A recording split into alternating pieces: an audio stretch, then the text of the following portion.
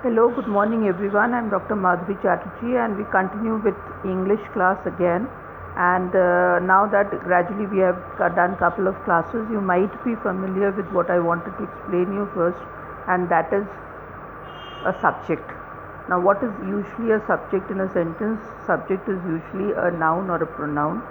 Alright, then you know a verb, then you have an object in a sentence often. There is also a complement and an adverb. Now I will be going on to explain you all the structure and the elements of a sentence gradually, and this is a question which you will be getting in the exams, the structure, which is the SVOCA formation. So you have to identify the subject and you have to identify the verb. So I think you will be able to do it very easily now, since we have done those topics. And then you can identify also the adverb in the sentence, right? After that, as I'm saying, I'm continuing still with the parts of speech, and after adverb and adjective, we move on to something called preposition. Now, what is a preposition? A preposition is a word which comes before the object to tell us in what relation it stands with the subject. All right. The definition is quite big and heavy, but don't get carried away. Look at the example, which is very easy. Suppose I say the book is on the table. Now, the book is the subject, alright. The is an article, book is of course noun, is an helping verb, on the table is a noun, right? But table is an object and the book is the subject, and the remaining part of the sentence is the predicate. But what is the object here is table. Now the relation of the table and the book is on.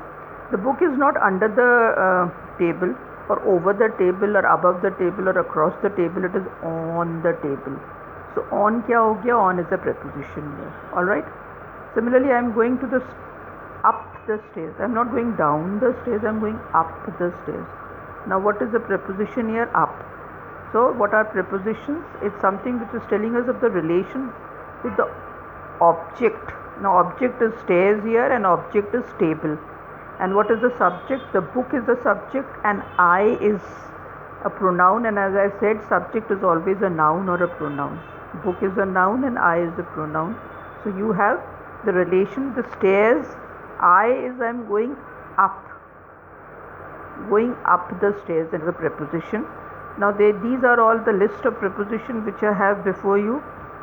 And what are the prepositions? You have out, up, about and above and according and across, after, against, ahead, along, amidst, come, because, before, behind, below, beneath, beside, besides, between, beyond, in addition, in case of, in front of, in place of, in spite of, inside, instead, into, except, next to, past, prior to, round, since, off, on, throughout, till, times, to, towards, under, underneath, unlike, and all these.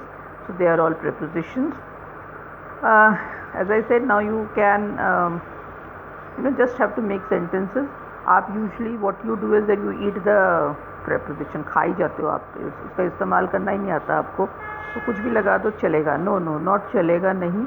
So you have to keep in mind what is a preposition. Preposition is something which comes before the object to tell us in relation. It stands with the subject. So in, on, above, below, beneath, across, they are all preposition. Alright.